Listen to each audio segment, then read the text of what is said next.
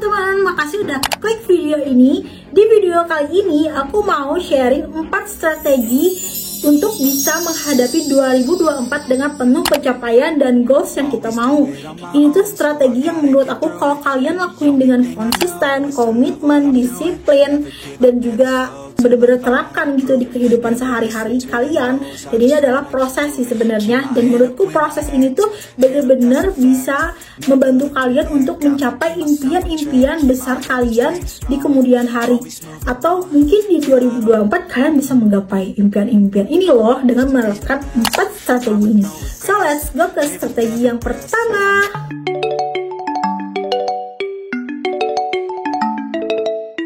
Oke teman-teman, di strategi yang pertama yaitu ini agak template tapi ini paling penting banget untuk bisa menghadapi 2024 kita dengan penuh dengan pencapaian, penuh dengan goals, yaitu adalah kita tentunya akan menentukan tujuan. So awalnya aku tuh punya tujuan yang dulu dari tahun ke tahun itu adalah tujuan-tujuan yang gak pernah aku capai gitu. Jadi ini tuh adalah tujuan yang kurang realistis. So di sini aku bakalan kasih tahu untuk menentukan tujuan ini kita bisa aja dengan tujuan yang tinggi banget, tapi kita harus kerucutin tujuan ini tuh ke 3 tujuan gitu.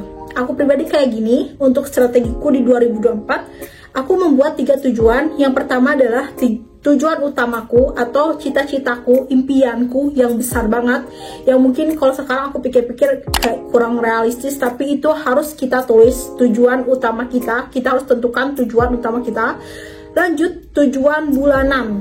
Jadi kita setiap bulan kita tuh harus evaluasi diri, apa sih tujuan yang udah kita raih di bulan Januari misalkan, apa sih tujuan yang udah kita raih di bulan Februari. Lanjut, ada tujuan harian. Nah, tujuan harian ini masuknya kayak to-do list gitu ya. Jadi setiap harinya kita itu harus melakukan suatu to-do list, atau kita tuh kayak ngelis apa aja kegiatan-kegiatan yang akan kita lakukan di hari tertentu kayak gitu. Nah ini tuh penting banget baca video dari kuliah kehidupan. Kalau orang sukses itu kebanyakan dia itu melakukan yang namanya to-do list. Jadi setiap hari tuh dia itu selalu ada tujuan, selalu ada target, selalu ada pencapaian yang harus dia raih setiap harinya. Dan di sini aku kayak ngide, oh iya, aku emang punya tujuan yang tinggi, aku punya cita-cita yang tinggi, tapi di balik cita-cita tinggi itu kita harus mengkerucutkan bagaimana nih kita bisa melakukan proses agar si tujuan kita itu tercapai, yaitu dengan tujuan bulanan dan tujuan harian gitu. Jadi kita harus punya tujuan, kita harus punya menentukan tujuan. Kita jangan kayak ngayal-ngayal doang punya tujuan A, B, C, D, E, F, tapi kita itu buta akan prosesnya. Jadi kita harus mempunyai proses gitu. Nah proses ini nggak instan, which is kalau untuk meraih sesuatu yang besar itu memerlukan pengorbanan yang besar juga kan. Atau enggak kalau misalkan lagi beruntung mungkin bisa aja pengorbanannya itu sedikit, tapi setidaknya lakukanlah 1% untuk bisa mencapai tujuan kamu. Jadi di sini yang poin pertama atau strategi pertama itu adalah tentukan tujuanmu. Bukan hanya tujuan yang paling tinggi aja, tapi ada tujuan bulanan, ada tujuan harian. Dan itu kamu evaluasi. Nggak selalu harus tujuan itu tercapai, tapi setidaknya kamu melakukan walaupun hanya 1% aja. Let's go ke strategi yang kedua.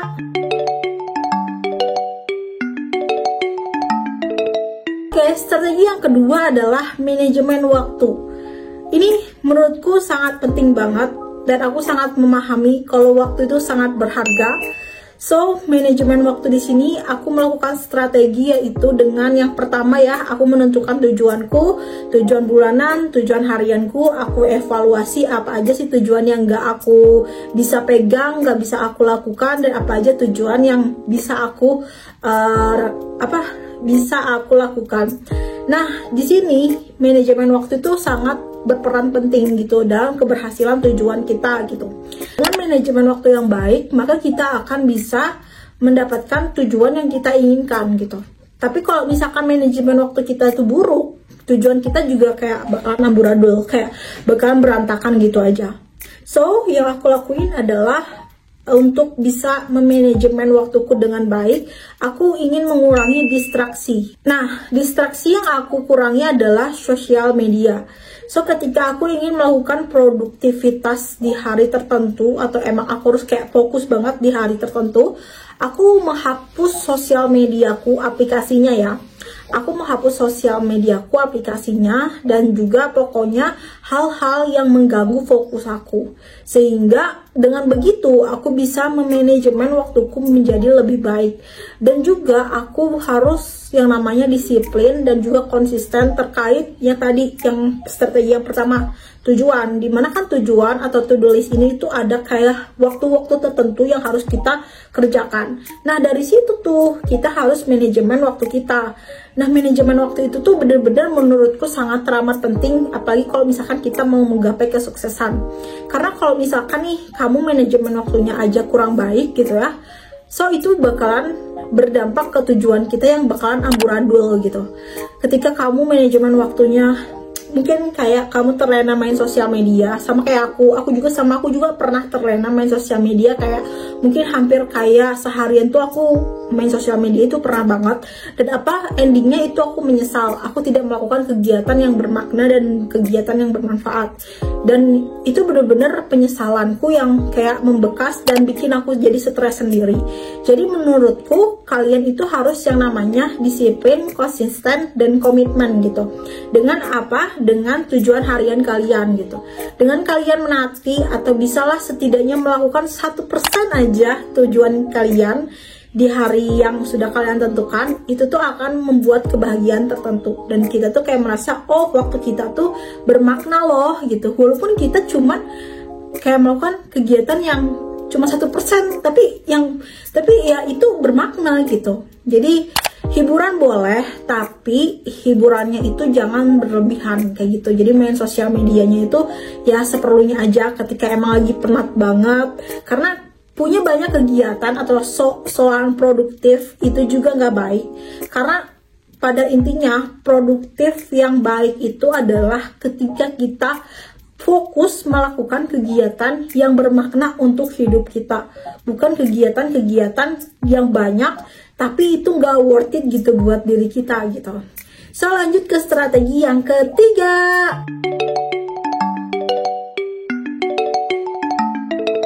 Strategi yang ketiga adalah kita menambah kebiasaan baru.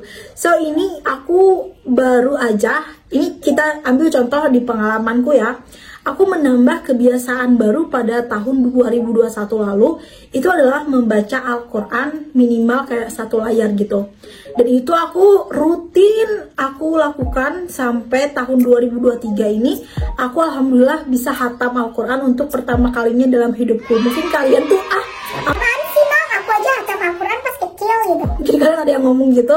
Tapi itu menurutku adalah suatu kebiasaan yang jadi rutinitasku gitu. Selain itu, aku juga di bulan November kemarin menambah kebiasaan membaca buku. Minimal banget membaca buku tuh 15 menit atau 20 menit. Kalau bahkan aku tuh kayak sampai timer gitu. Aku 20 menit baca buku ini, 20 menit pakai baca buku itu, 20 menit baca buku ini. Jadi aku tuh kayak bacanya itu bacanya itu kayak nggak berlebihan gitu, nggak terlalu deep banget, tapi yang penting aku baca dan aku pahami ilmunya gitu.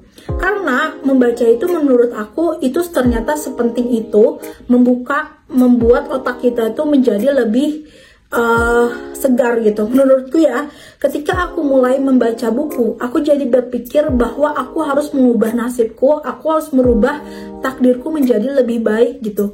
Aku harus bisa membanggakan kedua orang tuaku. Mungkin hari ini aku masih berproses, tapi aku yakin suatu saat nanti proses aku itu pasti akan ada hasilnya, tapi nggak sekarang gitu.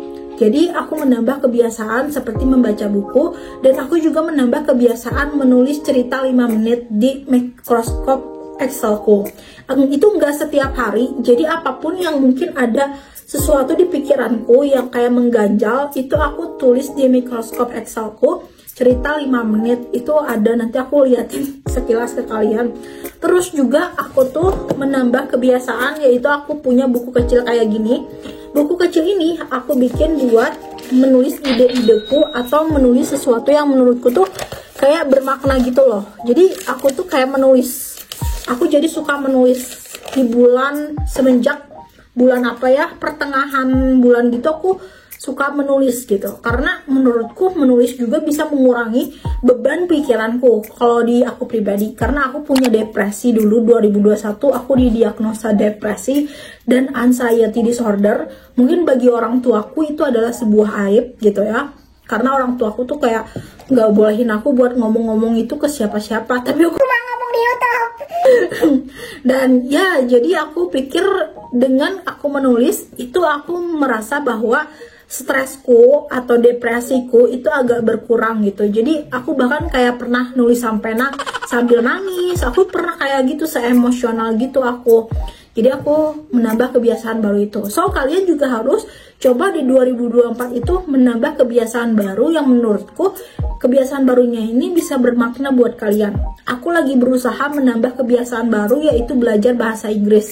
Tapi sampai sekarang aku ngerasa kayak aku masih punya minat yang rendah untuk belajar bahasa Inggris. So aku sekarang di 2024 aku berharap banget aku memiliki minat tinggi untuk belajar bahasa Inggris lebih baik itu, walaupun misalkan cuma 1%.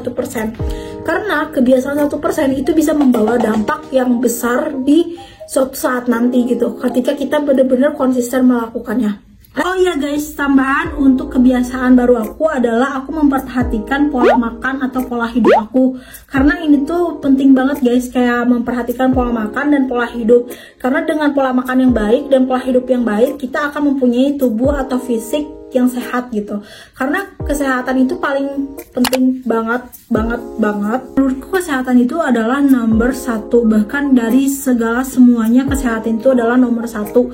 Dengan kita memiliki kesehatan, kita akan melakukan kegiatan dengan maksimal, dengan sepenuh hati, dengan bermakna, dengan bahagia, dengan emosi yang baik.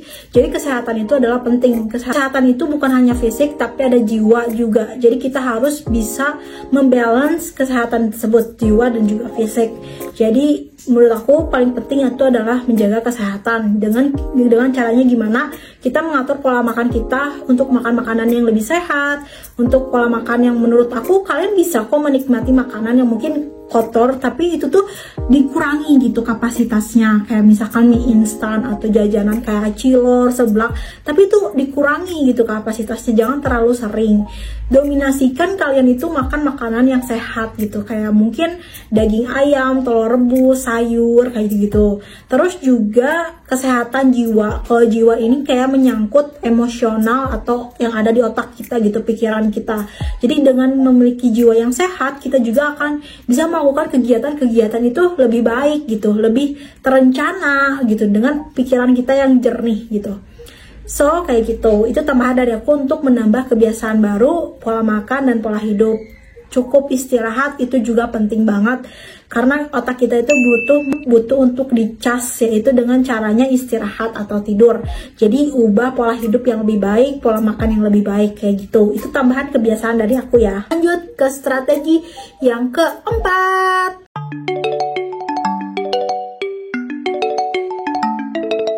Strategi yang keempat adalah menabung dan investasi. Di sini aku nggak akan nyuruh kalian nabung saham sampai puluhan juta, no. Dan aku juga nggak akan nyuruh kalian buat trading dan lain-lain, no. Karena aku tidak melakukan hal itu. Jadi di sini aku bilang kenapa menabung itu menjadi strategiku untuk menghadapi 2024. Karena uang itu kayak sepenting itu guys dalam hidup kita gitu. Jadi menurutku kita itu untuk menghadapi 2024, aku pikir kita harus mencoba untuk bisa menjadi pribadi yang rajin menabung. Menabung ini buat apa? Buat ya untuk tujuan kalian kan beda-beda gitu ya guys ya. Jadi aku nggak tahu tujuan kalian apa sih. Kan aku udah bilang di strategi yang pertama, tentukan tujuan kalian. Nah, kalau aku pribadi, tujuanku itu menabung itu untuk apa? Aku ingin banget beli tanah. Bener-bener aku ingin banget beli tanah. Aku pengen membangun rumahku sendiri dengan kemauanku sendiri. Jadi tujuanku menabung, contohnya seperti ingin beli tanah. Terus juga aku pengen punya finansial yang bebas. Jadi aku pengen mandiri. Aku pengen bisa hidup mandiri tanpa menjadi beban orang tuaku lagi. Dengan aku hidup mandiri, aku pikir aku sudah merasa bahwa aku cukup sukses gitu.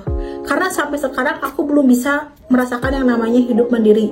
Jadi dengan hidup mandiri, aku pikir aku bisa merasakan pencapaian yang ini tuh pencapaian yang luar biasa gitu. Nah, jadi aku menabung untuk tentukan tujuan kalian juga gitu. Selain untuk beli tanah, aku juga pengen menabung untuk traveling karena aku tuh sangat no-lab. Aku dari 25 tahun aku di sini di Indonesia, di Bandung gitu. Aku tuh pribadi yang no-lab, jadi aku jarang main dan aku juga jarang banget keluar rumah. Jadi aku keluar rumah cuma buat kerja atau beli sesuatu, atau sebenarnya pernah sih main tapi kayak jarang banget gitu kapasitasnya. Jadi aku tuh pengen nabung buat aku traveling di kemudian hari gitu. Karena umurku juga 25 tahun, aku pikir umurku ini masih muda lah ya mungkin. Nah, jadi buat kalian yang nonton lebih muda dari aku, harus semangat nabungnya guys. Dan harus tentuin dulu tujuan kalian nabung itu apa gitu. Jadi teman-teman, aku tuh nggak kayak asal-asalan menabung doang, tapi dengan menabung kita harus menentukan tujuan kita tuh mau kemana gitu. Mungkin kalau misalkan kalian menabung itu kayak beda-beda tujuan gitu. Tujuan aku sama tujuan kalian tuh kayak beda gitu. Kalau aku, tujuan aku tadi aku udah bilang, aku menabung, aku ingin membeli tanah dan aku ingin membangun rumahku dengan keinginanku sendiri. Aku juga ingin menabung untuk traveling, mungkin traveling di dalam negeri ataupun di luar kota. Aku juga ingin menabung untuk dana darurat, misalkan aku butuh keperluan atau misalkan keluargaku butuh keperluan. Aku juga menabung untuk bisa self reward gitu, atau aku ingin kayak belanja, atau aku ingin makan enak, aku ingin staycation, ataupun pokoknya kayak kesenangan pribadi yang ingin aku gunakan, itu aku kayak nabung dulu gitu.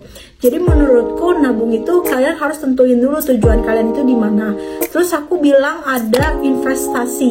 Di sini aku pengen saranin kalian ke investasi yang resikonya itu kecil gitu, bukan resiko besar kayak saham atau trading kayak gitu. Aku sebenarnya nggak ngerti banget gitu ya. Jadi aku tuh lebih saranin kalian buat investasi itu ke yang resikonya itu rendah. Contohnya apa? Kayak deposito. Deposito itu kita itu kayak nabung tiap bulan, tapi uangnya itu nggak bisa diambil semau kita. Jadi adalah jangka waktunya, misalkan kayak jangka waktunya itu 1 tahun, atau enggak misalkan jangka waktunya itu 6 bulan, si uang itu bisa cair. Dengan uang kita itu nggak segitu-gitu aja gitu. Kalau misalkan deposito tuh, jadi uang kita tuh nanti dapat kayak mungkin 6% atau 5% dari uang yang kita tabungin gitu. Nah, terus kita juga bisa beli surat hutang atau surat berharga dari pemerintah gitu.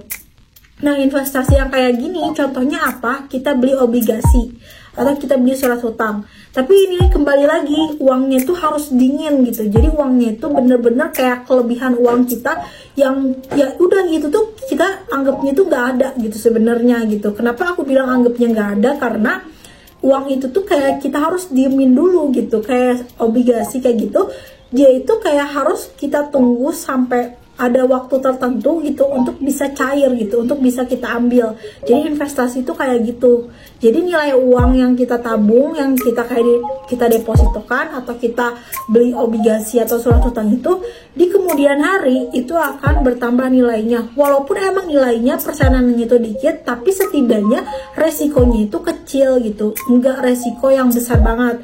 Aku pernah dapat pengalaman dari uwa aku atau kakaknya ayah aku, pernah kayak mungkin sejenis investasi saham gitu. Aku kurang tahu, tapi nilai uangnya itu bukan bertambah, malah berkurang. Dan di situ uwa aku tuh jadi nggak mau lagi kayak gitu, nggak mau lagi kayak invest saham yang naik turun drastis gitu, karena aku tuh udah nyimpan uang di situ belasan tahun loh, tapi nilainya itu malah kurang gitu, kayak gitu guys. Terus juga kalian bisa untuk mencoba asuransi. Sebenarnya ini asuransi bukan investasi dan juga bukan menabung, tapi ada yang sifatnya menabung. Apa? Asuransi jiwa. Asuransi jiwa yang di sini aku saranin buat asuransi yang tradisional. Nah, kenapa aku bilang tradisional? Soalnya asuransi itu ada dua, ada tradisional, ada unit link. Nah, kalau aku lebih saranin kalian ke tradisional. Contohnya itu ke asuransi jiwa. Aku pernah kerja di salah satu asuransi namanya Hexa Insurance. Aku bukan promote Hexa ya, karena aku juga udah resign gitu. Jadi asuransi jiwa ini tuh kita itu nabung, bayar premi asuransi selama 5 tahun. Terus kita misalkan dapat proteksi gratis jiwa itu 3 tahun atau misalkan 2 tahun. Tapi di masa akhir asuransi kita itu bisa mengklaim seluruh dana asuransi yang sudah kita bayarkan selama 5 tahun itu gitu.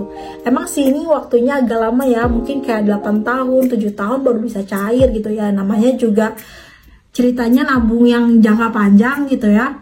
Nah ini tuh bener-bener kayak menurutku agak membantu juga buat memproteksi jiwa aku dan untuk kebermanfaatan keluarga aku. Tapi amit-amit ya, sebenarnya asuransi ini tuh kalau misalkan kita klaim resikonya itu adalah kalau yang jiwa ya, klaim resikonya itu ketika amit-amitnya kita kayak meninggal dunia karena kecelakaan atau karena sakit, nanti keluarga kita tuh dapat uang asuransi yang bisa puluhan juta atau bahkan sampai ratusan juta gitu. Tapi kita tujuannya nggak mau ke situ dulu karena kita pengen umur panjang kan, amin. Nah kalau aku asuransi itu lebih kayak pengen nabung gitu. Jadi aku masukin adik aku juga asuransi, aku masukin diri aku asuransi jiwa ya, jiwa bukan kesehatan. Jadi kalau jiwa itu dia itu bisa diklaim kalau kita tidak terjadi resiko. Jadi pada intinya tuh kayak nabung juga sih menurutku. Tapi karena aku ambil yang golongannya tuh paling tinggi, jadi aku nggak 100% aja dana asuransi yang udah aku bayarkan itu cair, tapi aku dapat kelebihan 5% dari dana asuransi yang udah aku bayarkan. So guys, itu dia 4 strategi yang aku akan terapkan, bahkan sampai sekarang sih lagi aku terapkan untuk menghadapi 2024 dengan banyak pencapaian. Karena kita nggak tahu kita tuh pencapaiannya itu bagaimana gitu ya di tahun-tahunnya. Apakah emang bisa 2004 kita capai gitu, apakah kita 2024 itu hanya baru bisa berproses, kita nggak tahu. Tapi aku yakin kalau misalkan kalian rutin melakukan strategi ini dengan baik, dengan konsisten, dengan komitmen, aku yakin kita semua akan bisa berhasil dan kita bisa mencapai impian yang kita inginkan. Karena ini 4 poin ini tuh menurutku sangat bermanfaat banget buat kehidupan kita yang lebih baik.